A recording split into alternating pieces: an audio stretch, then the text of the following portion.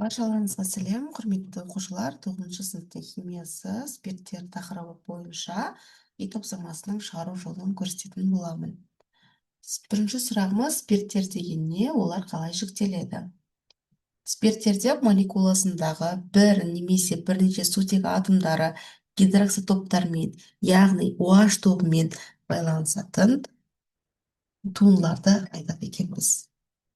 Яғни біздің органикалық қосылысымыздың құрамында OH группасы болатын болса, ондай қосылыс спирттер деп аталады екен.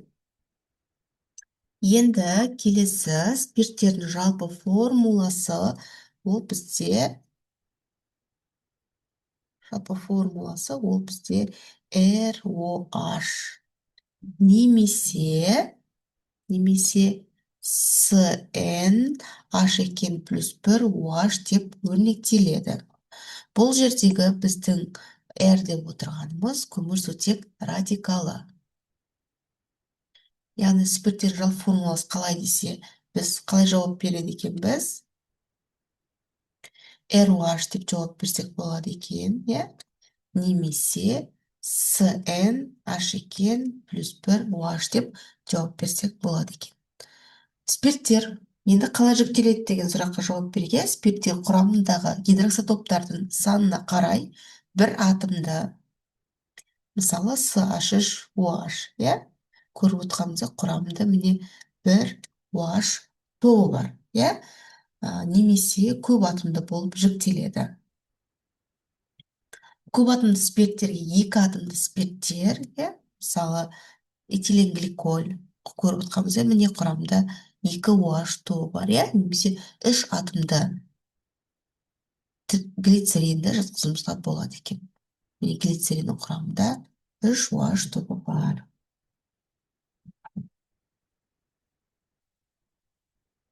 Ары қарай бізде екінші сұрағымыз: метанол мен этанолға сипаттама беріңдер, оларды алу жолдарын айтыңдар дейді.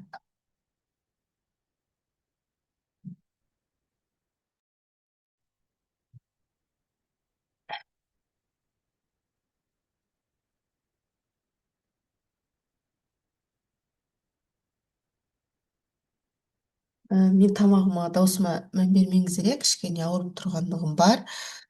Алынуы: метанол мен этанолдың өндірістік маңызы бар. Өндірісте метанолды синтез газдан сутек пен көміртек екі оксидінің қоспасынан алады. Яғни метанол деп отырғанымыз, ол формуласы CH3OH. Көрдіңіздер ғой, метаннан алынған. Метан CH4 болса, осы жердегі бір сутектің орнына OH келу арқылы бізде CH3OH деген қосылыс алынып тұр. Сөйтіп ол бізге метанол деп аталып кеткен. Енді сонда қалай алады екен? Синтез газдан дейді, СО, синтез газға сутекті қосу арқылы, катализатор бұл жерде мыс, мырыш оксиді болып жатыр. Температура, қысымның қатысында метанолды алады екенбіз. Ал этанол техникада өндірілу көлемі бойынша басқа органикалық заттардың ішінде бірінші орын алады. Этанолды өндірудің бірнеше өндірістік тәсілі бар. Олардың маңыздысы қантты заттарды ашыту арқылы алу. Мысалы, этил спиртін әртүрлі ферменттердің қатысында глюкозаны ашыту арқылы алады. Нәтижесінде этил спирт түзіліп, көмірқышқыл газы бөлінеді дейді. Мысалы, глюкозаны ферменттің ашыту арқылы этил спиртін алады екенбіз, және көмірқышқыл газы бөлініп шығады екен.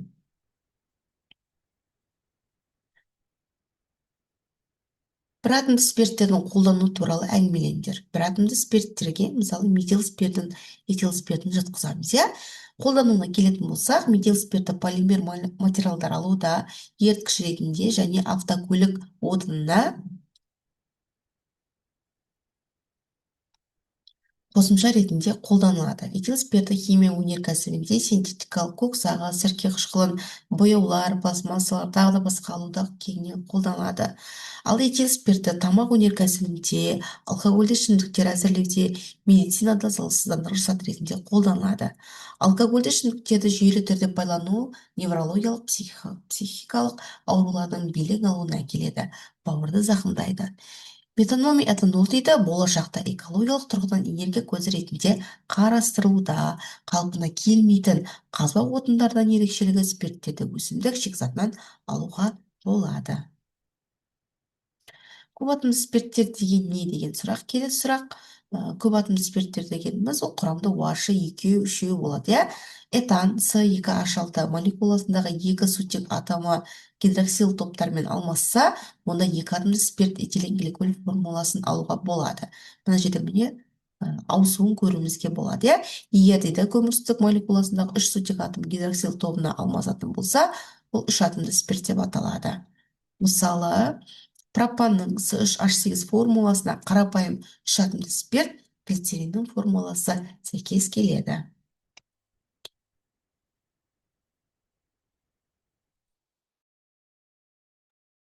Этиленгликоль мен глицерин қандай мақсаттар үшін қолданылады? Этиленгликоль талшық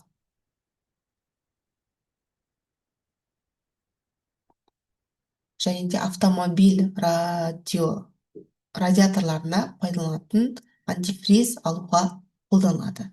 Глицерин, нитроглицерин және динамит алуға антифриз жасауда, парфюмерия мен тамақ өнеркәсібінде, медицинада теріні жұмсартатын жақпамай, жеңіл өнеркәсіптегі маталарға жұмсақтық пен созылғыштық беретін зат ретінде қолданылады. Нитроглицериннің 1% ерітіндісі мен таблеткалары медицинада қан тамырларын кеңейтткіш ретінде пайдаланылады.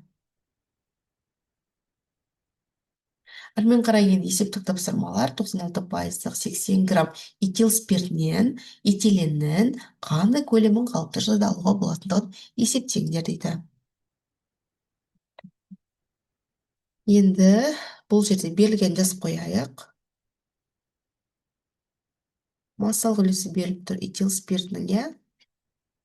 96% дейді.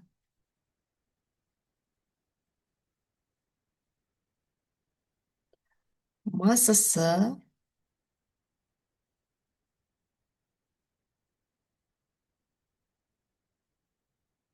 80 грамм.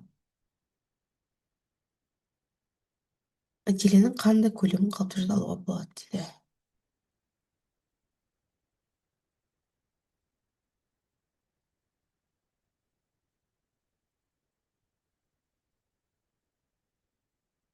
Берілген жазып қойдық, енді шешу жолына келетін болсақ, осы этил спиртін дегидратациялау арқылы, суды бөліп шығару арқылы біз этиленді ала аламыз.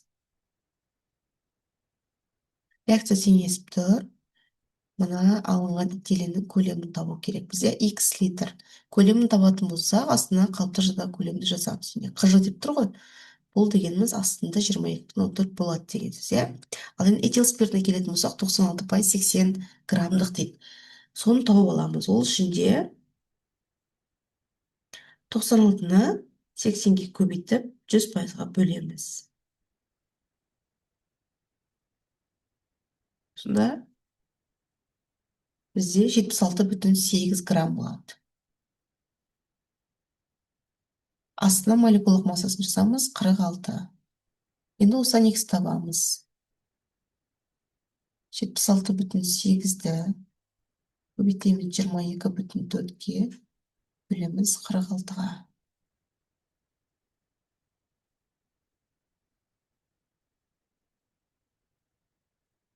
Бұда 37,4 литр шықты.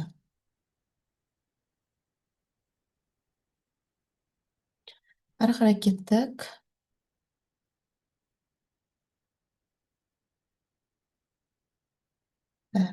Біз бірінші есеп бар, иә?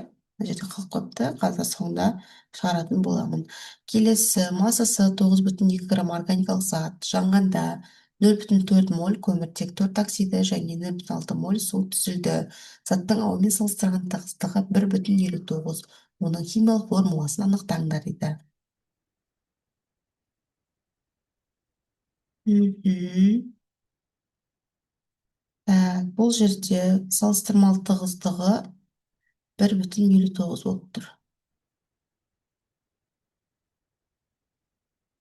1,59. Міне осымен де біз жалпы анықтауымызға болады. Қазір көрейік. Енді д тең n1 бөлінген n2 деген формула бар.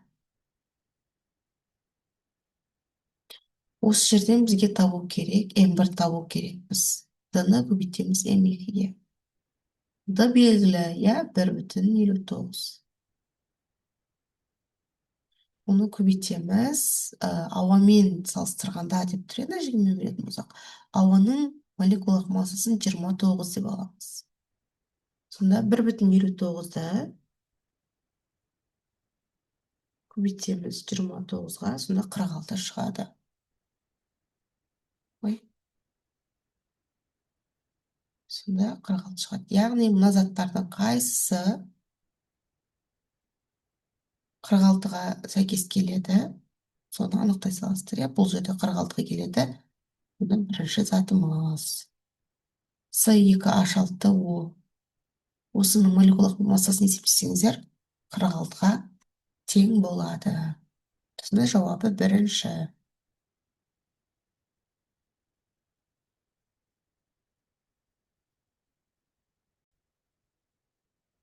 Бірінші тапсырма қалып кеткен, иә, 6 мол метанол алу қажетті сутек пен көміртек 2 оксидінің зат мөлшерін есептеңдер дейді. Міне берілген жазып қойдық. Бұл жерінде табу керекпіз. Көміртек оксидінің зат мөлшерін.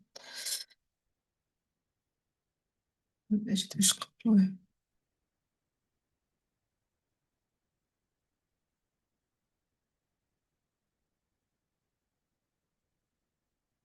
оксидінің зат мөлшерін табу керекпіз. Және де сутектің зат мөлшерін табу керекпіз. Реакцияны жаздық. С-ға шекіні қосып, метанол алдық, иә. Көміртек 2 оксидінің үстін X1 деп жаздық. Сутектің үстін X2 деп жаздық. X1 тапқан кезіміз 6 мол шықты. X2 тапқан кезде 12 мол шықты. Яғни бізге 6 мол көміртек оксиді, ал 12 мол сутегі керек екен. Сонда общий жауабы 18 мол шықты. Міне достар, осымен 63-ші параграфке спектр тақырыбына арналған үй тапсырмасы аяқталды. Сұрақтарыңыз болса қойыңыздар. Каналыма тіркелмеген болсаңыздар, міндетті түрде тіркеліп алыңыздар. Баршаларыңызға сәттілік. Видеодан лайк басып, комментарий қалдыруды ұмытпаңыздар.